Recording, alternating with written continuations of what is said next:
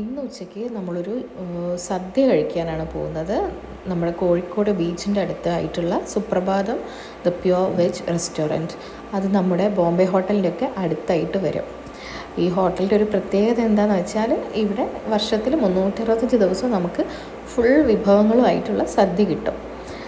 ഇവിടെ സദ്യ മാത്രമല്ല, veg biryani, paneer, mushroom, വെജിൻ്റെ എല്ലാ ഐറ്റംസും ഇവിടെ അവൈലബിൾ ആണ്.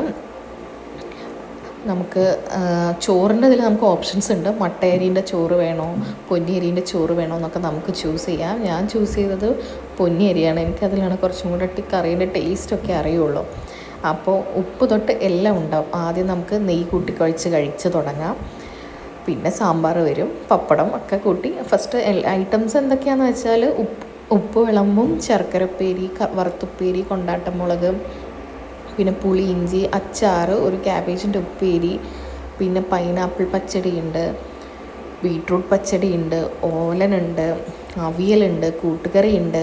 അതുകൂടാതെ അവിടെ 4 ബൗൾ വെച്ചിട്ടുണ്ടല്ലോ, അതിൽ ഒരു രസം, മോരല്ല, നല്ല കട്ട തൈര്, പിന്നെ 2 ടൈപ്പ് പായസം. ഒന്ന് അടപ്രഥമനാണ്, ഒന്ന് അരിൻ്റെ പായസമാണ്. പായസം കൂട്ടി കുഴയ്ക്കാനായിരിക്കും ഒരു പഴമൊക്കെ തന്നിട്ടുണ്ട്. അങ്ങനെ നല്ല സദ്യയാണ്, നല്ല രസമാണ്. കഴിച്ച് കഴിയുമ്പോഴേക്കും നമ്മൾ ക്ഷീണിക്കും, അത്രയും വിഭവങ്ങളുണ്ട്.